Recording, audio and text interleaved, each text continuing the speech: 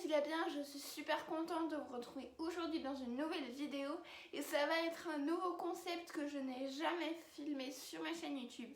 En effet, j'ai aujourd'hui décidé de créer une nouvelle catégorie que je vais appeler Mon chat et moi. Comme l'indique le titre dans cette nouvelle playlist, je vais vous tourner des vidéos qui tournent autour du chat, de l'animal du chat, qui seront basées sur mon expérience personnelle, puisque vous savez que je suis propriétaire d'un petit chat qui s'appelle Caramande, que vous avez déjà vu en vidéo, qui a eu 2 ans il n'y a pas très longtemps. Et voilà, je me suis dit que ça pouvait être sympa de vous proposer des vidéos que vous pourrez vraiment retrouver toujours au même endroit dans cette nouvelle playlist, dans cette nouvelle catégorie. J'espère que ça vous plaira. Moi, ce sont vraiment des vidéos que je vais me faire un plaisir de vous tourner. Et aujourd'hui, je vous propose de commencer par la toute première qui va être qu'est-ce que je dois acheter, qu'est-ce que je dois avoir pour l'adoption d'un chat. Parce que oui, avant même d'avoir le chat, il est important de s'équiper et d'acheter les choses dont il aura besoin. J'en profiterai aussi dans cette vidéo pour vous donner 4 conseils pour mieux vous occuper de votre chaton pendant son adoption et pendant sa vie à vos côtés. Donc j'espère que cette première vidéo de cette playlist vous plaira et on commence tout de suite. C'est parti. Le premier élément que je vous conseille d'avoir lorsque vous allez adopter un chaton, c'est la litière. C'est l'endroit où le chat va pouvoir faire ses besoins en toute tranquillité. Je vous conseille d'acheter une litière qui n'est pas juste un simple bac, mais qui a un toit. C'est vraiment ce que les chats préfèrent, en tout cas quand on demande en animalerie, puisque ça permet vraiment aux félins d'être dans leur intimité, au calme, en sérénité, pour faire leurs besoins. Donc je vous conseille vraiment d'avoir une litière, un bac avec un toit et une petite porte en passant.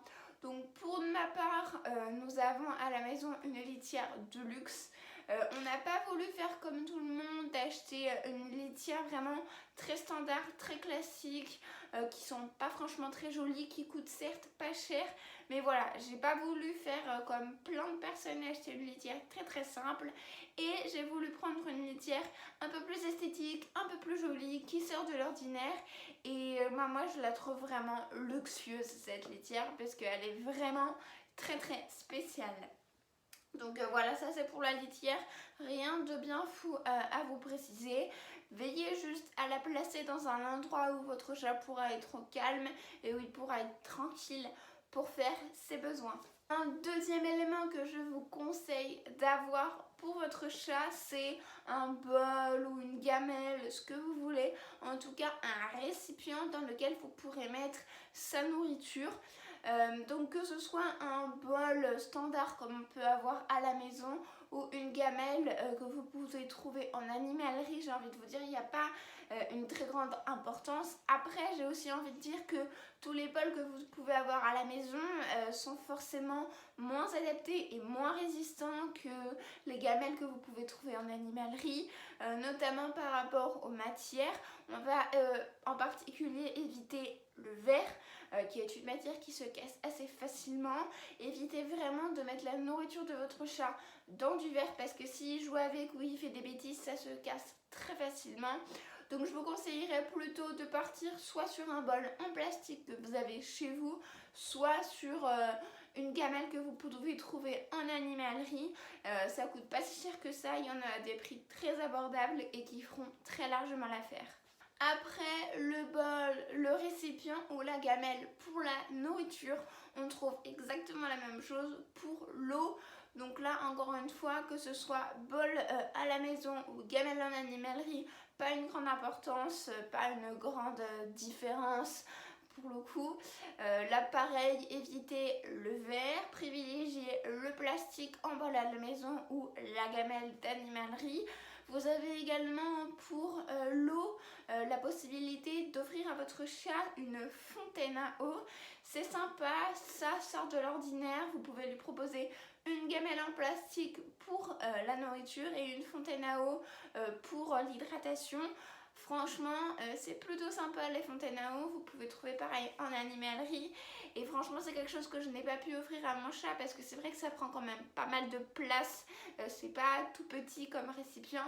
Mais c'est très sympa et j'espère qu'un jour je pourrai lui offrir ça parce que franchement ça me fait vraiment de l'œil. Donc bien évidemment veillez à lui apporter une alimentation adaptée à son âge, à ses problèmes de santé s'il en a, à sa morphologie, etc. C'est important. C'est le premier conseil que je vous donne, une alimentation adaptée à votre chat. Quatrième élément que je vous conseille d'avoir pour l'adoption de votre chat, c'est de lui prévoir un petit lit, un petit coussin, un petit panier, un petit nid, douillet, en tout cas ce que vous voulez, pour les moments de repos, de détente, les moments où il aura envie de dormir et de se reposer. C'est toujours super confortable d'acheter ça. Pareil, il y en a à des prix super abordables et voilà, ça permettra à votre chat de se reposer s'il le souhaite. Vous pouvez, si vous le souhaitez, lui donner accès au salon ou à une chambre, pareil dans des espaces tranquilles où il pourra se détendre. Personnellement, on avait acheté un panier à mon chat au tout début pour qu'il puisse justement se reposer, mais une fois qu'on a vu que vraiment il nous respectait, qu'il connaissait plutôt bien la maison et qu'il faisait pas trop de bêtises, on lui a laissé liberté dans la maison et maintenant je vous le dis très honnêtement, c'est rarissime de le trouver dans son panier. La plupart du temps il est soit sur les canapés, soit sur les lits et le panier vraiment il a complètement laissé de côté. Mais pour les premiers jours, les premières semaines et les premiers mois, si vous souhaitez pas forcément que votre chat se balade dans la maison et qu'il aille sur vos canapés ou vos lits, c'est quand même mieux de prévoir un panier. Même chose pour le panier que pour la litière, je vous conseille de le placer dans un endroit assez fermé où pareil il pourrait être tranquille pour se reposer au calme et pas être embêté. Donc c'est un point quand même important. Je vous demande pas forcément de le placer au même endroit que la litière parce que ce serait pas très confortable. Il faut vraiment veiller à espacer et à mettre dans des pièces différentes les différents objets. Mais voilà, il faut quand même prendre en compte que le panier, il ne faut pas qu'il soit dans un endroit où il y aura beaucoup de bruit, beaucoup d'agitation et vraiment, il faut vraiment que le chat puisse être tranquille. Un cinquième objet que je vous conseille d'avoir pour l'adoption de votre chat, c'est de prévoir un griffoir. C'est un objet que l'on a tendance à oublier pour l'adoption de son chat, mais franchement, je trouve ça super important puisque ça va éviter à votre chat de complètement détruire votre maison, à faire ses griffes sur les meubles, les tapis, les lits et j'en passe. Faut vraiment qu'il apprenne à ne pas faire ses griffes sur une autre surface que sur le griffoir et voilà, pas faire de bêtises partout dans la maison. Personnellement, mon chat n'a jamais fait ses griffes dessus parce qu'il n'a jamais compris à quoi ça servait dans la maison cet objet-là. On l'a tout de même gardé parce qu'on s'est dit que ça pourrait être utile au cas où un jour il viendrait à s'en servir. Donc voilà, il s'en est jamais servi mais on le garde toujours au cas où ça viendrait à avoir une utilité. En tout cas, le fait que le chat fasse ses griffes sur le griffoir ne va pas venir instantanément dans sa tête. C'est vraiment quelque chose qu'il faut lui apprendre à faire. En général, c'est pas quelque chose qui va se mettre à faire tout seul. Donc c'est quelque chose qui s'apprend vraiment. Et ça permet encore une fois au chat de ne pas détruire la maison. Donc vous avez des griffoirs de plusieurs formes qui ont plusieurs techniques aussi. Le mien c'est celui qu'on avait trouvé le moins cher au moment des achats. Mais vous avez également la possibilité de faire votre griffoir vous-même. Personnellement je ne suis pas du tout douée pour ce genre de choses, donc c'est pour ça qu'on en a acheté un nous. Mais si vous le souhaitez, si vous avez la motivation et que vous êtes doué, vous pouvez fabriquer votre griffoir maison. Et enfin, je vais finir par vous présenter 3 objets que personnellement je préfère acheter à mon chat puisque ça me permet d'être plus proche de lui et de toujours développer ce contact que nous avons tous les deux. On a tout d'abord les jouets ou n'importe quelle surface de jeu qui me permettent de créer un lien, une complicité et une relation avec mon chat. Donc les jeux, ça va vraiment permettre à votre chat, qu'il soit seul, accompagné ou avec vous, de lutter contre l'ennui, de prévenir le stress, l'anxiété. Ça va permettre d'enrichir son quotidien et de permettre aussi qu'il soit plus épanoui. Donc vous avez plusieurs types de jeux. On a tout d'abord les jeux d'intelligence, donc qui vont faire stimuler le mental de votre chat. Il en existe vraiment plein. Ça permet aussi de prévenir les problèmes de comportement. Et d'un autre côté, on a les jouets qui vont faire activer votre chat physiquement, donc qui vont venir stimuler le physique de votre chat. Donc ça peut être de le faire sortir dehors, de le faire grimper à des arbres, de le faire sauter, etc. Ce système d'activité physique là permet aussi de prévenir l'obésité et le surpoids. Et personnellement, ce que je préfère faire dans les jeux, c'est vraiment la partie stimulation mentale plutôt que physique, parce que physique, il le fait dehors, en sortant dehors, en s'activant, etc. Mais la partie vraiment stimulation mentale, intelligence, c'est vraiment des jeux que j'adore faire avec lui. Je tiens tout de même à vous prévenir d'une chose, c'est que mon chat était extrêmement joueur quand il était petit, quand il était chaton. Il adorait jouer, il avait cette soif d'apprendre et de découvrir encore plein de choses. C'était vraiment ce qu'il adorait faire. Du coup, j'ai vraiment énormément profité des jeux avec lui quand il était petit. Cependant, en grandissant et à peu près à partir de ses 1 an, mon chat a complètement changé d'attitude. Il a grandi, il a fait sa puberté et maintenant il joue beaucoup moins. Alors, je dis pas que si je lui propose un jeu, il refuse. Bien au contraire, il accepte volontiers, mais il va jouer moins longtemps, moins intensément, et il va se déconnecter beaucoup plus rapidement du jeu. Il va s'en lasser plus rapidement et trouver d'autres occupations, et c'est tout à fait normal. Il ne faut pas s'en inquiéter, il ne faut pas se poser trop de questions. J'avais vraiment questionné mon vétérinaire à ce sujet et c'est normal qu'au fur et à mesure du temps et en grandissant, votre chat ne fasse plus passer les jouets en priorité et qu'il trouve d'autres choses à faire. C'est également pour ça que si vous souhaitez apprendre des tours à votre chat, il faut mieux le faire à partir de son adoption jusqu'à ses 1 an grosso modo, parce qu'après ce sera beaucoup plus compliqué, il sera beaucoup moins coopératif et aura moins envie d'apprendre. En tout cas, c'est le cas pour le mien. Si vous avez un chat qui est hyper joueur et qui a envie de jouer tout le temps, tout au long de sa vie, aucun problème. Mais le cas de mon chat est quand même valable pour une grande majorité des chats. Donc je tenais quand même à vous prévenir. Cependant, j'ai trouvé une astuce pour quand même créer des liens avec mon chat, et en particulier à lui apprendre quelques tours, quelques trucs que je voulais vraiment qu'il sache faire. Et donc c'est le deuxième truc que je voulais vous présenter dans cette dernière catégorie. Il s'agit des friandises. Donc je n'en ai plus avec moi, je vous mettrai une photo. Les friandises, ça permet vraiment d'apprendre, puisque mon chat sait que s'il effectue bien l'exercice, il aura sa récompense. Donc c'est vraiment un renforcement positif, ça marche super bien. Les friandises que j'ai achetées plus d'une fois sont vraiment super parce qu'elles sont petites, elles ont une petite forme, elles sont faciles à mâcher, il y a plusieurs goûts, et que ce soit en friandises occasionnelles de temps en temps comme ça, ou pour apprendre des tours comme moi je peux en faire usage, ça marche vraiment super bien.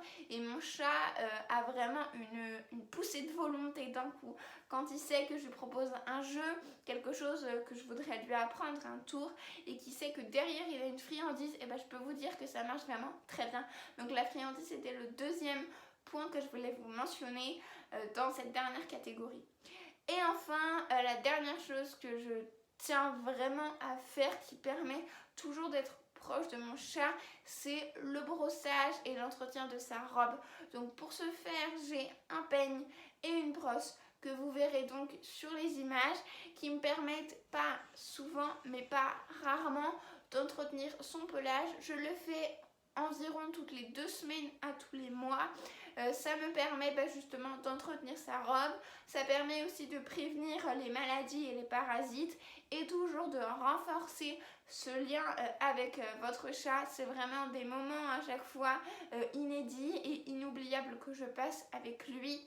C'est tellement utile et agréable de faire tout ça à ses côtés que jamais je ne m'en lasserai. La deuxième astuce que j'ai à vous donner pour bien s'occuper de votre chaton est la suivante, ce sont les routines basiques.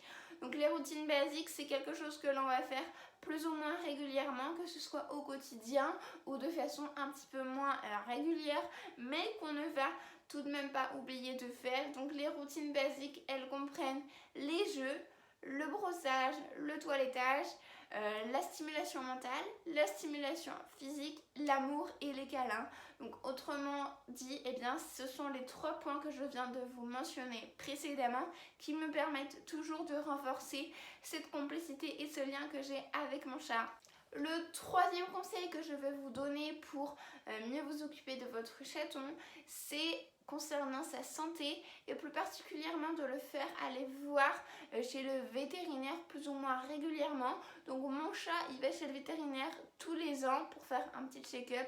Ça a vraiment plein d'utilité de le faire voir par un professionnel, que ce soit le déparasitage, les vaccins ou tout simplement une source de conseils sur des doutes éventuels ou des questions. C'est toujours hyper utile et ça permet toujours d'en savoir un peu plus sur le comportement et la vie, le mode de vie, etc. de notre animal. La santé du chaton, pour moi, c'est toujours quelque chose qui passe en premier. Et enfin, le quatrième et dernier conseil que je voudrais justement vous transmettre pour mieux vous occuper de votre chaton, c'est le fruit de tout ce que je viens de vous transmettre dans cette vidéo en vous parlant des différents objets et éléments que je vous conseille d'acheter pour son adoption. C'est tout simplement de préparer la maison quelques jours avant son arrivée. De cette façon, votre chat pourra s'adapter plus facilement et plus rapidement à son nouveau lieu de vie, ce qui facilitera également son adaptation et permettra une meilleure connexion et une meilleure relation avec vous. Je sais bien que l'expérience d'adopter un chat est quelque chose de merveilleux, de très sentimental, de très émouvant. C'est quelque chose qui est vraiment super exceptionnel à vivre. Je l'ai vécu, mais gardez bien en tête que les chats sont des animaux extrêmement sensibles qui ont besoin d'un temps d'adaptation et de compréhension de ce qui se passe d'eux pour mieux vivre après. Donc s'il vous plaît, n'allez pas trop vite, ne brusquez pas les choses, laissez-le faire à son rythme, s'adapter à son nouvel environnement et ensuite vous pourrez profiter à fond de votre animal. Ça a été le cas avec le mien, je lui ai vraiment laissé découvrir sa nouvelle maison et son nouvel espace de vie pendant plusieurs semaines, si ce n'est mois, et maintenant il nous connaît très bien, il sait qui on est et tout se passe extrêmement bien. On s'entend super bien avec lui et je suis extrêmement contente du résultat que j'ai pu avoir après tout ce temps que je lui ai laissé. Je tiens par ailleurs à vous faire une petite remarque qui pourra vous éviter quelques erreurs. Il ne faut jamais, au grand jamais, forcer un chat à faire quelque chose qu'il ne veut pas faire. Ce serait bien évidemment contre-productif à son adaptation et à sa relation à vos côtés, bien évidemment. Je dis ça pour faire la maligne, mais quand j'ai eu mon chat, je ne me rendais pas compte de ce que je faisais et je l'ai forcé à faire certaines choses sans même m'en rendre compte.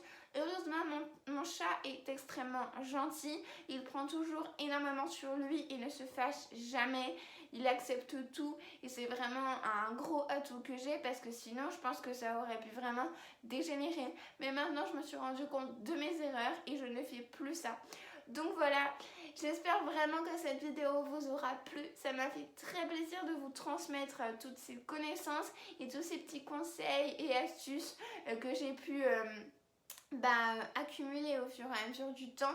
Donc j'espère que ça vous sera utile. J'espère surtout que cette vidéo vous aura plu, que ce nouveau concept, cette nouvelle playlist et catégorie vous plaira. N'hésitez pas à me le faire savoir en commentaire et je vous proposerai d'autres vidéos dans la continuité de ce projet si ça vous plaît ou non, du coup si ça vous plaît pas.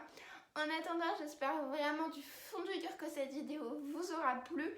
Si c'est le cas, n'hésitez pas à me le faire savoir en me lâchant un petit pouce en l'air, un petit like, à réagir dans les commentaires, partager la vidéo, mais le plus important, vous le savez, vous abonner à ma chaîne et enclencher la petite cloche. Sur ce, je n'ai plus qu'à vous faire de très gros bisous et à vous dire à très vite dans une prochaine vidéo. Bye bye!